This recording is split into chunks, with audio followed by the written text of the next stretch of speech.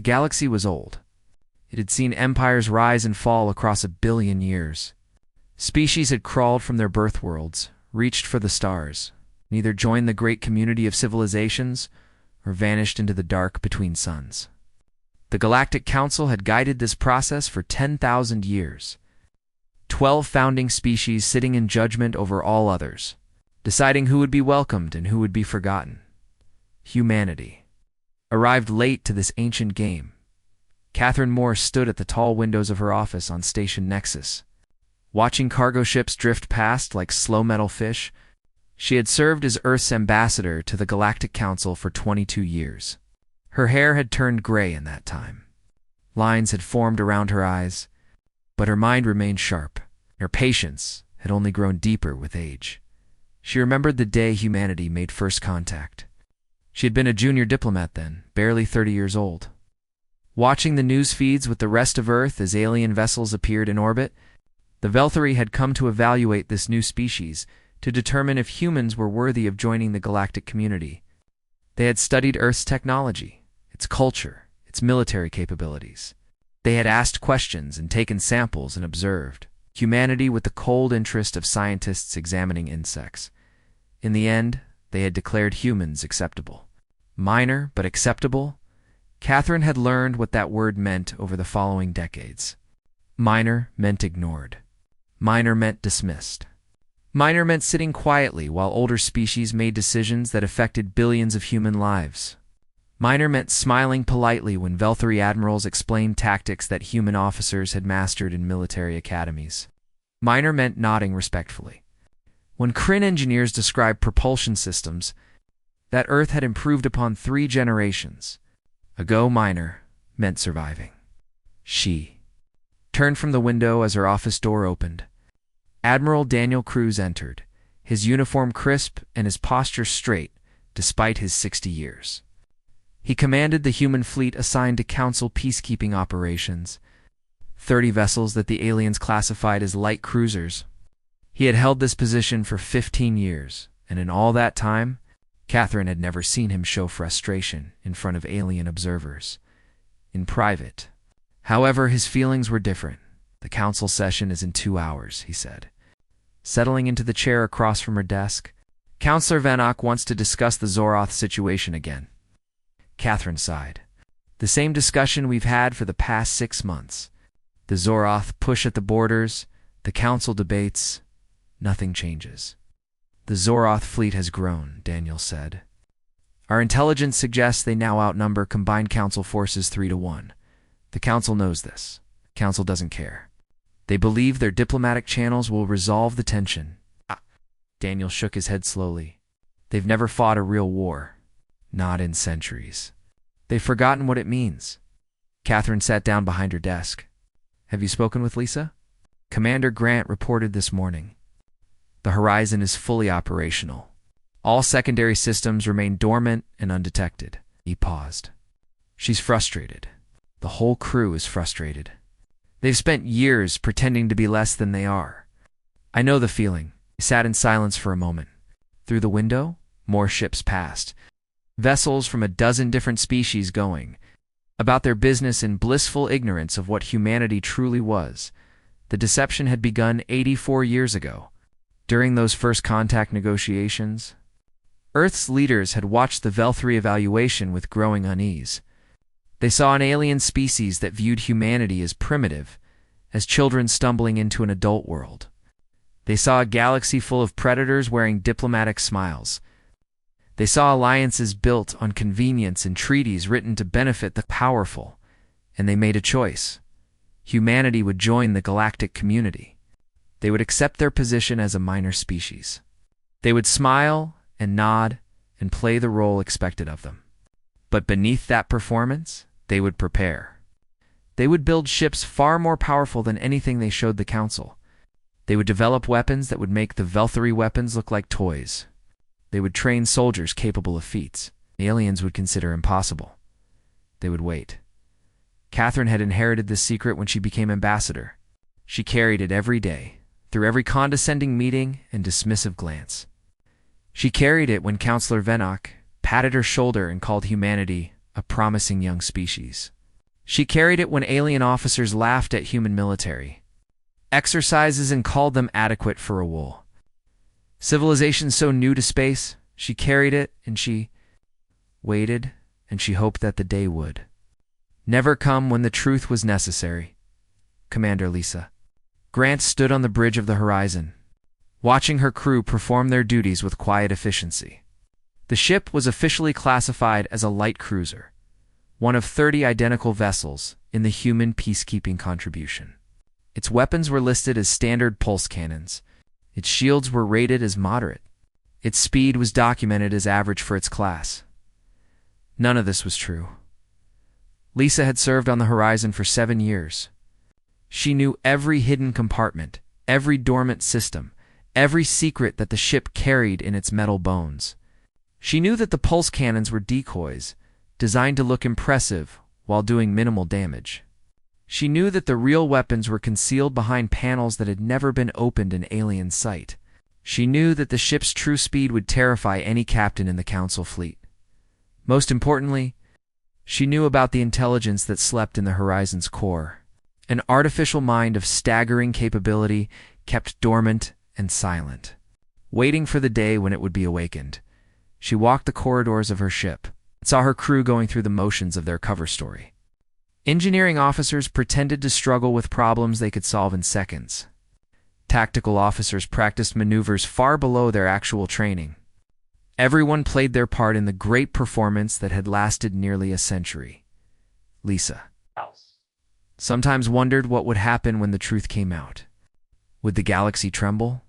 Would the species that had dismissed humanity for so long finally understand their mistake? Or would they simply find new reasons to fear and hate these strange creatures from a small blue world? She reached the observation deck and looked out at the stars. Somewhere out there, the Zorith Dominion was gathering its forces. Somewhere out there, the Council was holding meetings and making plans that would affect human lives. Somewhere out there, decisions were being made by beings who saw humanity as nothing more than a minor inconvenience. They had no idea what was coming. None of them did. Back on Station Nexus, Catherine prepared for the council session. She reviewed her notes and practiced her calm, diplomatic expressions. She would sit among the 12 founding species and listen to their debates. She would offer suggestions that would be politely ignored. She would represent a humanity that existed only in alien assumptions, and through it all, she would carry the secret that burned in her chest like a quiet fire. Humanity was not weak. Humanity was not primitive. Humanity was not a promising young species still learning to walk among the stars. Humanity was waiting, and soon, very soon, the galaxy would learn what that patience had built.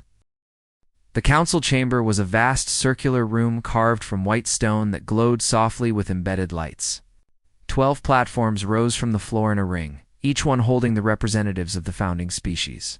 In the center, holographic display showed star maps and fleet positions that shifted with each new topic of discussion. Catherine Moore stood on the human platform, the smallest and lowest of all 12. This placement was not an accident. Everything in this chamber was designed to remind younger species of their place in the galactic order. She had attended hundreds of sessions in this room. She had listened to debates about trade routes and border disputes and resource allocation. She had watched the founding species argue among themselves while treating her contributions like the babbling of a child. She had grown accustomed to the subtle insults and the condescending smiles. But today, it felt different. Councillor Venok of the Velthury stood at the highest platform, his tall gray form wrapped in ceremonial robes. The Velthury had led the council for 3,000 years. They considered themselves the wisest and most advanced of all species. They made decisions for the galaxy and expected gratitude in return. "We have gathered to address the Zeroth crisis," Venok announced, his voice echoing through the chamber. "The situation has reached a critical point. The Dominion's fleet now numbers over 9,000 vessels. Their demands have grown more aggressive with each passing month." Catherine listened carefully. She had received intelligence reports that morning suggesting something was wrong. Human agents embedded in various alien governments had detected unusual communications between council members. Secret meetings had been held without human knowledge. Agreements had been reached behind closed doors. She did not yet know what those agreements contained, but the cold feeling in her stomach told her it was nothing good. The Kryn ambassador spoke next, his insectoid body clicking as he moved. The Zorith have made their intentions clear. They wish to expand their territory. They have identified specific systems they consider essential to their security interests. A map appeared on the central display. 3 star systems were highlighted in red. Catherine felt her blood turn to ice. All 3 systems were human colonies. New Virginia, Port Hamilton, St. Clair. Over 2 billion human civilians lived in those systems. Families and children and communities that had been built over generations. Cities and farms and schools and hospitals. Everything that made humanity more than just a species scattered among the stars.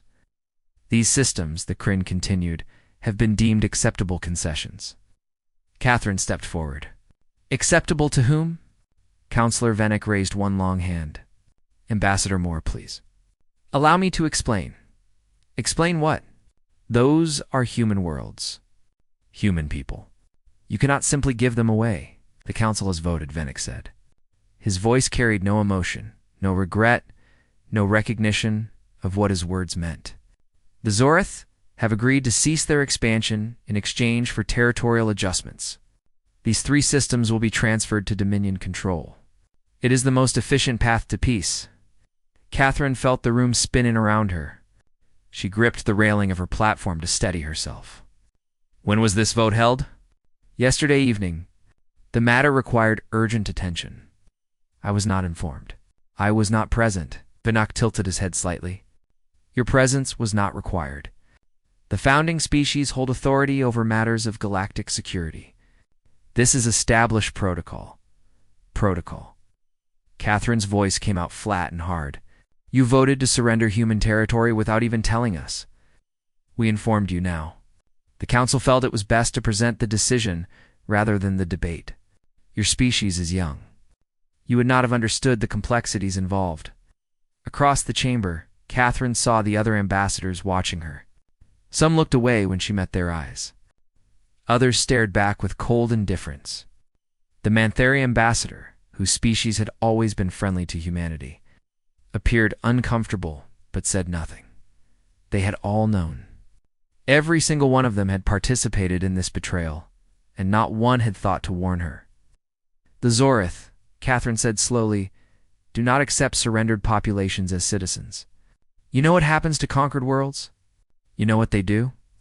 Their internal policies are not our concern, Vennick replied. The Council's responsibility is to maintain galactic stability. Individual species must sometimes make sacrifices for the greater good. Sacrifices. Catherine almost laughed. You were asking 2 billion people to be sacrificed. Children, counselor, families, human beings whose only crime was trusting this council to protect them? Your emotional response is understandable, but unhelpful. The decision has been made.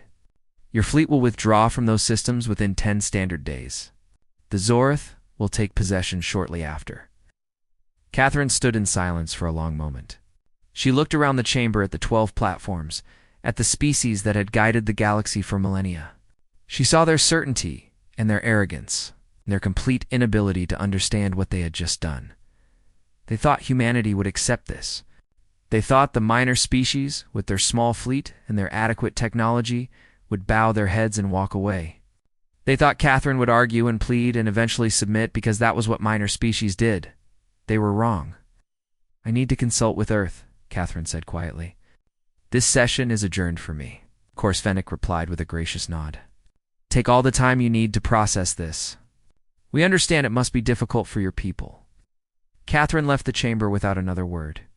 She walked through the curved corridors of Station Nexus with measured steps, her face revealing nothing of the storm inside her.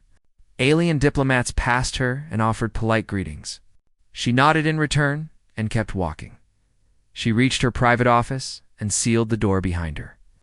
For a moment she simply stood there, breathing deeply, letting the reality of the situation settle into her mind. Then she moved to her desk and activated a communication channel that had never been used in all her years as ambassador. The face of Admiral Daniel Cruz appeared on the screen. "I watched the session," he said. His expression was carved from stone. "I assume you want to discuss our response." "There is only one response," Catherine replied. "Protocol 17. Daniel closed his eyes briefly. "Are you certain? They gave away our worlds without even asking us. They handed 2 billion of our people to the Zorth-like offerings to a hungry god. They did this while smiling and telling us it was for the greater good." Catherine leaned forward. "I am certain." "Authorization code required." Catherine spoke the words that would change everything. Words that had been prepared 80 years ago for a day that everyone hoped would never come. "Authorization more, 77 Alpha. All ships to combat status. Reveal protocols authorize. May God forgive us for what comes next." Daniel nodded slowly. "The fleet will move within the hour. Every human vessel in Council space will converge on the endangered colonies. The Council will think we are attempting an evacuation. Let them think that. Let them think whatever they want." Daniel's eyes hardened. By the time they understand what is actually happening, it will be far too late. Catherine ended the transmission and turned to look out her window at the stars. Somewhere out there, human ships were beginning to move. Captains were receiving orders they had trained for their entire careers. Crews were preparing for a battle the galaxy did not believe they could win. The great deception was about to end, and the galaxy would never be the same. The Zorth fleet emerged from faster-than-light travel like a swarm of metal locusts. 200 warships spread across the void above New Virginia, their dark hulls bristling with weapons that had crushed a dozen civilizations. At the center of the formation sat the flagship of Fleet Commander Torax, a dreadnought, so massive it could have swallowed a small moon. Torax stood on his command bridge and watched the planet below with hungry eyes. New Virginia was a green and blue world, rich with resources and populated by soft creatures who had never known true war. The Council had promised this world to the Dominion. The humans who lived there would soon learn what it meant to be conquered by the Zorath. His sensor officer spoke up. "Commander, we detect 30 human vessels in orbit around the planet. Light cruisers according to our database. Standard armament and moderate shields." Torax made a sound that passed for laughter among his species. 30 ships against 200. The humans are either brave or stupid. Perhaps both, Commander. It does not matter. Open a channel to the human fleet. I wish to offer them the opportunity to flee before we destroy them. On the bridge of the horizon, Commander Lisa Grant watched the Zorath fleet spread across her view screen like a disease. She had spent her entire career preparing for this moment. Every drill and every simulation and every sleepless night had led to this single point in time. Her communications officer looked up. "The Zorath commander is hailing us. Put him through." The face of Torax appeared on the main screen. He was tall and scaled, with eyes like black pits and teeth designed for tearing flesh. His voice was deep and filled with contempt. "Human vessels, you are outnumbered and outmatched. The Galactic Council has granted this system to the Zorath Dominion. You have 1 hour to withdraw your ships and your people. Those who remain will be dealt with accordingly." Lisa kept her expression neutral. "This is Commander Grant of Earth Defense Command. You have entered human space without authorization. You will withdraw your fleet immediately or face the consequences." Torax stared at her for a long moment. Then he laughed, a harsh and ugly sound. "Consequences. You have 30 light cruisers. I have 200 warships. What consequences could you possibly threaten?" "You have been warned," Lisa replied. "The choice is yours." She cut the transmission before Torax could respond. Around her, her bridge crew waited in tense silence. They all knew what was about to happen. They had all dreamed of this day and dreaded it in equal measure. Admiral Cruz's voice came through the fleet channel. "All ships, this is the Admiral. The time has come. Drop the curtain." Lisa turned to her weapons officer, a young man named Kevin Park, who had never fired a shot in actual combat. "Lieutenant Park, initiate revelation sequence." "Yes, Commander." His hands moved across his console with steady precision. Revelation sequence initiated. Throughout the horizon, hidden panels began to slide open. The pulse cannons that the Council had observed for decades retracted into the hull, revealing the weapons that had been concealed beneath them. Directed energy projectors emerged from hidden compartments, their crystalline focusing arrays gleaming under the ship's lights. Gravitic lance emitters extended from reinforced mounts that had been disguised as cargo containers. But the weapons were only the beginning. Deep in the core of the horizon, a consciousness stirred. An artificial intelligence of extraordinary power opened its eyes for the first time in years. It connected to the ship's systems in an instant, taking control of sensors and weapons and engines with a precision no human crew could match. Then it reached out to its siblings on the other 29 vessels, forming a network of linked minds that thought and moved as one. Lisa felt the change immediately. The ship seemed to come alive around her, humming with energy that had been dormant for too long. Her console lit up with new displays showing capabilities that no alien had ever witnessed. "Tactical network is online," Park reported, his voice filled with wonder. "All 30 ships are linked. The intelligence is coordinating our formation." On his flagship, Torax watched his sensor displays with growing confusion. The human ships were changing. Their energy signatures were spiking to levels his instruments could barely measure.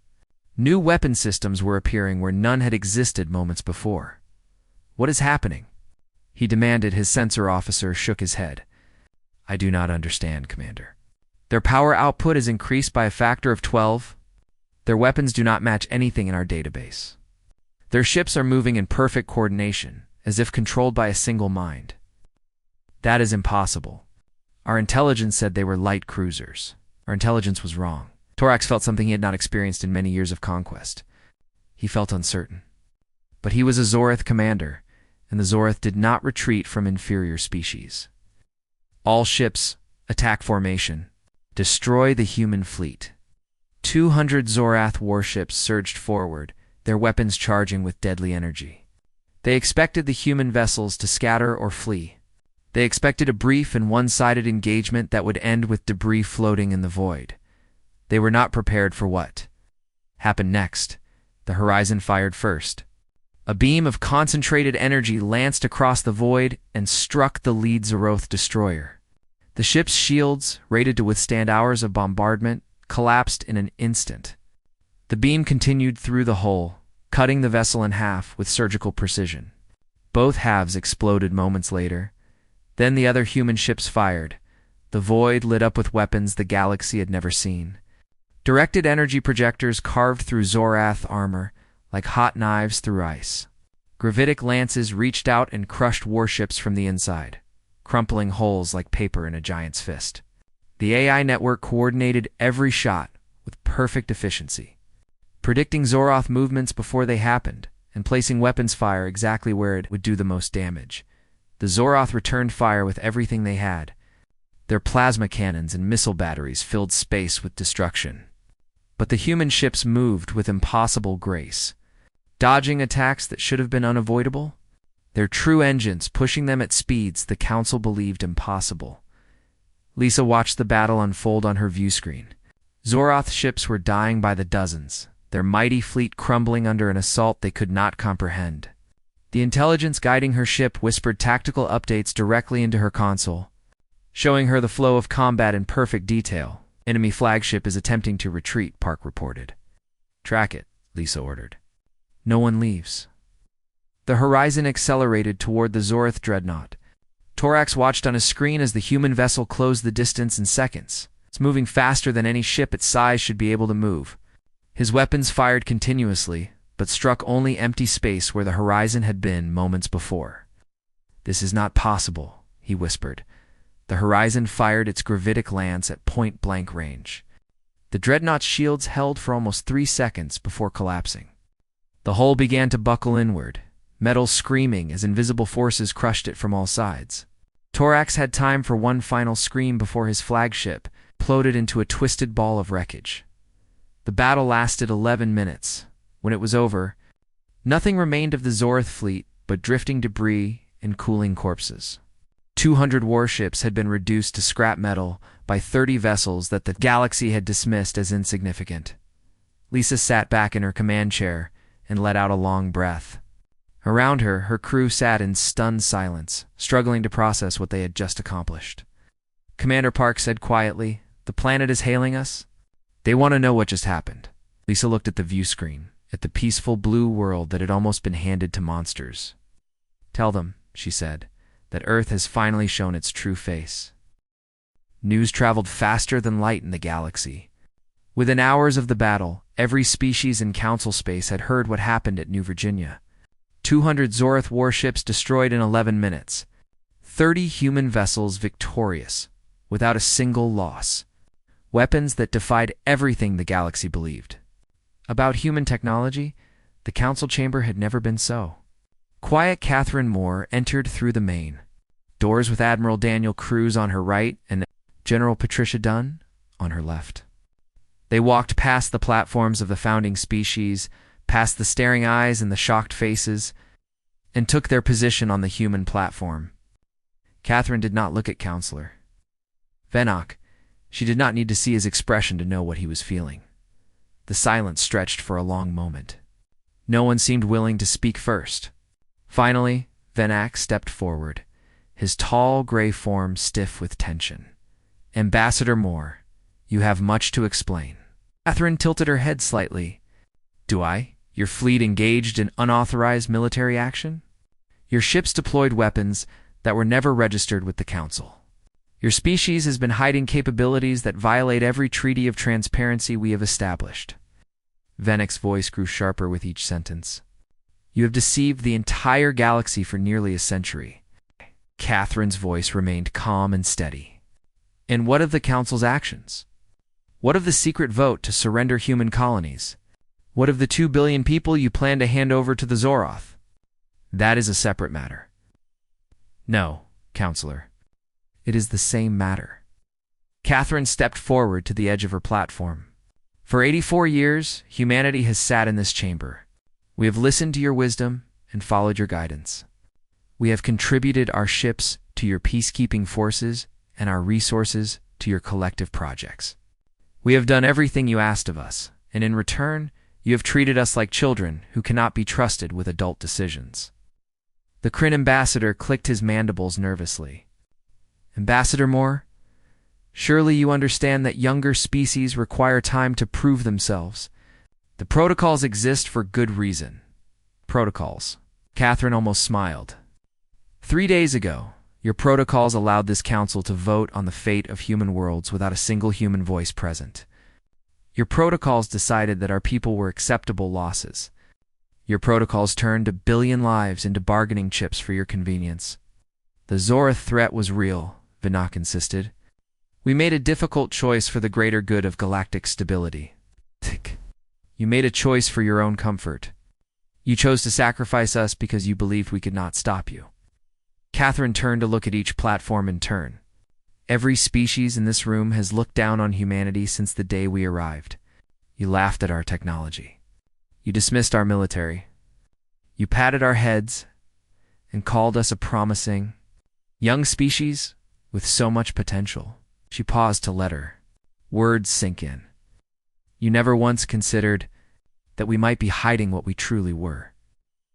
Forward and activated her personal console. A holographic display appeared in the center of the chamber, showing a star map far more detailed than anything the Council possessed. "What you were seeing," Dunn said, in a voice like cold iron, "is the actual deployment of human military assets." The map expanded to show hundreds of small markers spread across human space.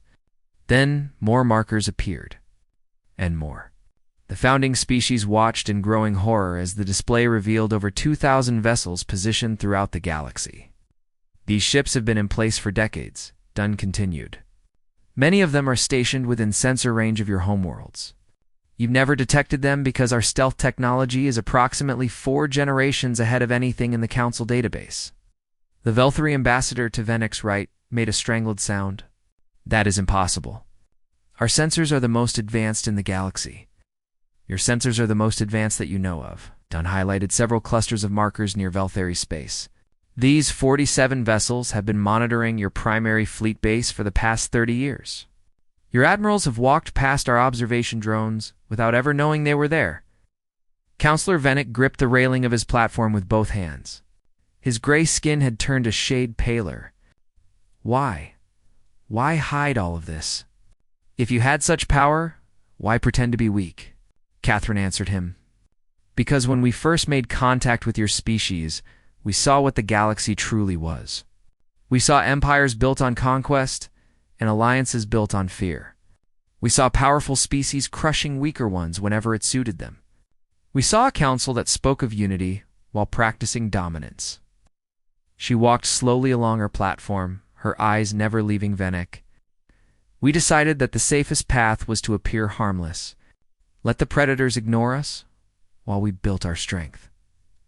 Let the council dismiss us while we prepared for the day when we might need to defend ourselves. She stopped and faced him directly. We hoped that day would never come. We hoped we were wrong about the galaxy. We hoped this council would prove itself worthy of the trust it demanded. And now? Venick asked quietly. Now you have shown us exactly what you are. You voted to sacrifice our people without hesitation. You treated human lives like currency to be spent. You proved that our caution was justified. Admiral Cruz spoke for the first time. The Zorith fleet at New Virginia was destroyed completely. No survivors, no retreating vessels, no messages sent home. The Dominion does not yet know what happened to their forces. What are you saying? The Mantheri ambassador asked. I am saying that right now the Zoroth believe their fleet is still in transit. They will not learn the truth for several more days. Cruz's expression was unreadable. What happens next depends entirely on this council. Catherine nodded. We have no interest in war. We never did. Everything we built was for defense, not conquest. But we will not be sacrificed for your convenience, and we will not pretend to be weak any longer. She looked around the chamber one final time, effective immediately. Humanity withdraws from the Galactic Council. We will no longer participate in your collective decisions or contribute to your peacekeeping forces. We will deal with each species individually. Based on their treatment of us, her gaze settled on Venick, those who voted to sacrifice. Our people will find relations significantly changed. You cannot simply leave, the Kryn ambassador protested. The Council provides stability. The Council maintains order. Without us, there would be chaos. Perhaps, Catherine replied, or perhaps the galaxy will learn to build something better. Something based on genuine respect rather than enforced hierarchy. She turned to leave, then paused at the edge of her platform. One last thing. The Zorith will eventually learn what happened to their fleet. They will want revenge. They will look for someone to blame. She glanced back at Venick. When they come asking questions, you should consider very carefully what you tell them. The Council started this. How it ends is up to you. Catherine walked out of the chamber with Cruz and Dunn beside her. The founding species watched them go in stunned silence. For 10,000 years, the Council had guided the galaxy. For 10,000 years, they had decided who rose and who fell. In a single day, everything had changed, and the galaxy would never stop trembling. 6 months passed like a storm, reshaping the landscape. The galaxy that existed before the Battle of New Virginia was gone. In its place rose something new and uncertain. A universe where the old rules no longer applied, and one knew what the future would hold. Catherine Moore stood at the windows of her new office on Earth. Watching the sun set over the Pacific Ocean, she had returned home for the first time in 20 years. Trading the cold metal corridors of Station Nexus for the warm air and blue skies of her birth world, the transition had not been easy. After decades of diplomatic masks and careful words, she was still learning how to speak freely again. Her console chimed with an incoming message.